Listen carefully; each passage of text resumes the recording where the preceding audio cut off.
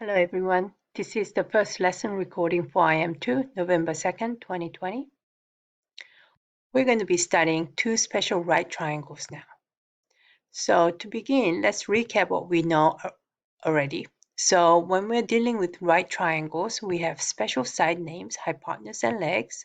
And the hypotenuse is the side that is opposite the right angle. So if you draw a line from here across, the hypotenuse is always going to be across from the right angle. And then the legs are the two sides that's going to be adjacent to it. When you say something is adjacent, okay, when you're sitting adjacent to Tommy, that means you're sitting next to that person. So you're talking about right next to. So the side that is adjacent to the right angle is going to be called the leg and the other leg. So you have two legs. And the right angle is always the largest angle. Why? Because by triangle angle sum, they all need to add 180 degrees. And this is 90 degrees. That means this angle, whatever that angle is, and that angle need to add to 90 degrees together. That means this could be, I don't know, 89 degrees, and this could be 1 degrees. But it cannot be more than 90 degrees. So this has to be the biggest angle. That means the side opposite the biggest angle has always to be the longest side as well. Okay? And when you know two of the legs, then you can also use Pythagorean theorem to figure out the third side length. Then we revisited the similarity ratios. And up to now, we've only dealt with the inter ratios. That means across the shape ratios, we've always matched up the 8 with x and 6 with 72 because they were the corresponding side length. Okay, but then we figured out that we could also have intra-shape ratio. Okay, we can figure out the ratio between the sides within the shape. That's always going to be constant as well if the two shapes are similar. Okay, so what we've been doing up till now, we call that inter ratio. That's the ratio across the shape when we've put x over 8 and 72 over 6 like we have done here. But intra or within the shape is within this shape alone, this side over this side, okay, or 8 over 6. 8 over 6 is going to be exactly the same as x over 72. And you do get the same answer. Okay, and so if you're dealing specifically with triangles, then we can set up the two ratios. The within shape ratio, within one triangle, you're saying that the ratio of 104 over 156 is going to be same as the question mark over 60. Why? Because question mark and 104, they correspond, and 60 and 156, they correspond. But this is a ratio within one triangle. So the pink is referring to the right triangle. The blue is referring to the left triangle. Okay, so then let's explore the first special right triangle. So you are going to be using the Desmos cards. Card number 1 to 6, please. Okay, you should go through this yourself, and it pretty much walks you through, but I'm just going to go through it one more time. A triangle has 3 side length measures and 3 angle measures. That's always true, right? 1, 2, 3 measures for the angles, and 1, 2, 3 for side length. How many of the 6 measures do we know here? Okay, of this triangle, do we know, we only know one side length. Do we know this side length? No. Do we know the hypotenuse length? No. Okay, what do we know about the angles? We know that this measure is 31 degrees. Do we know about this? Yes, this is 90 degrees. Do we know about this angle measure? We are not explicitly told, but we know how to figure that out. Okay, so if this is 90 degrees, we know the triangle angle sum says we need to add 280 degrees. That means this angle and this angle needs to add to 31 degrees. So I know that that angle is going to be 90 minus 31, and that's going to be 59 degrees. So I know that this is 59 degrees. So you can use everything that you know, okay? All right, so then what about this triangle? Okay, so we are told that this side length is 8 and this angle is 90 degrees. This is a special case. Okay, it's a 45 degrees. Then what do we know about this angle? Well, they need to add to 90 degrees together. So this has to be 90 minus 45, which is 45 here. So that's 45 degrees. Okay, now what do you notice about this triangle? Well, these two angles are the same. If these two angles are the same, they are going to be the base angles of isosceles triangle, aren't they? Okay, so we know that we're dealing with isosceles triangle, and isosceles triangle, the the side opposite the base angle or the two equal angle are going to be the same. That means whatever this length is also going to be the same as this length. So I know that this is 8 units. That means I know that this has to be 8 units also. Okay, so we figured out two of the side length. Now, do we know the hypotenuse? Well, not exactly, but we can use Pythagorean theorem, right? Because we're dealing with a right angle triangle and we know two of the sides, they have to be the legs.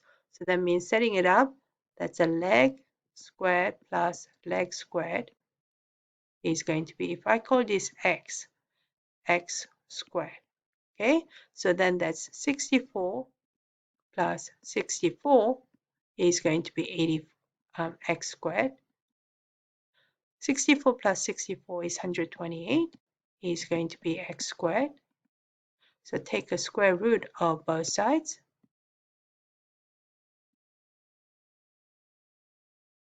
And you get x is equal to square root of 128.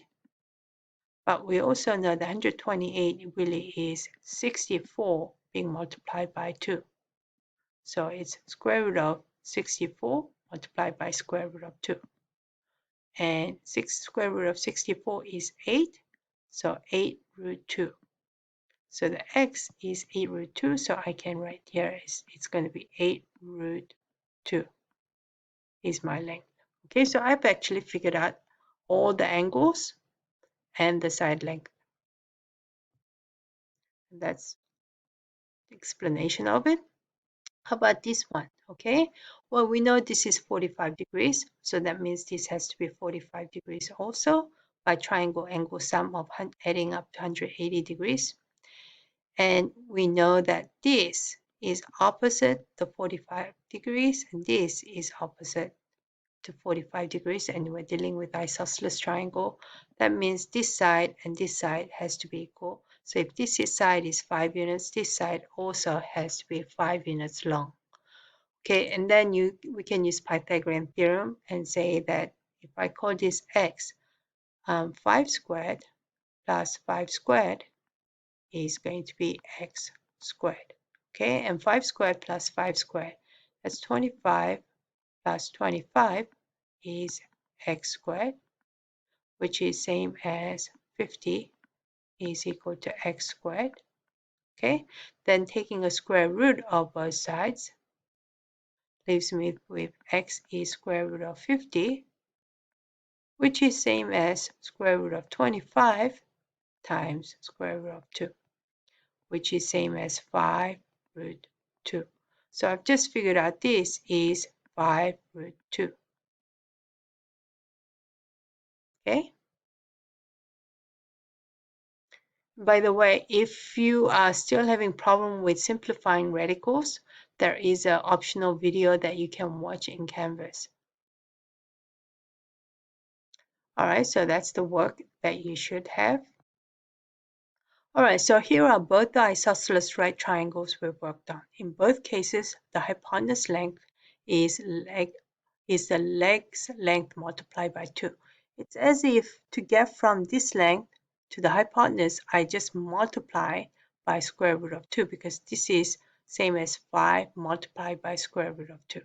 Okay, is this a fluke? Yes, it's a fluke. The universe is full of random triangle coincidences, or no fluke. Let me explain it to you. Okay, see if you can come up with a conclusion. Okay, do you think it's a fluke that this side length multiplied by square root is also this? Okay, and just to do that, think about how you got the hypotenuse. Okay, so let me get back to my slides, and this is where you are taking notes from what we've discovered so far. So these are just diagrams of the two triangles. It's as if we just need to multiply by square root of 2 to get from the side length to the hypotenuse. And we know that for 45, 45, 90 degrees, the two of the legs are going to be equal in measure. And we multiply by square root of 2 to get there. Okay, so the most basic of the 45 degree triangle is this one, where the leg is 1 unit long, the other leg is 1 unit long with a right angle in between, and using the Pythagorean theorem, the hypotenuse is going to be square root of 2, because 1 squared plus 1 squared is going to be hypotenuse squared. So the 1 squared plus 1 squared is 2, so square root of 2 is here, the hypotenuse. Okay, so again, it's as if to get from this to 1 to square root of 2, I am multiplying by square root of 2. Okay. Okay, so let's see if we can use what we figured, generalize this. Okay, so this is the most basic 45, 45, 90 degree triangle. And this is another 45, 45, 90 degree triangle, but the side length are 1 here as opposed to 12 here. Okay,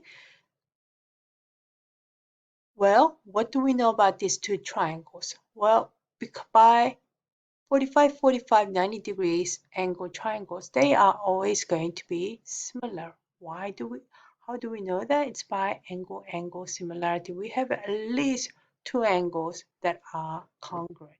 So 45, 45, 45, 45, or you can say 90, 45, 90, 45, it doesn't really matter. We have at least two pairs of corresponding angles that are congruent between this triangle and this triangle. So the triangles are similar.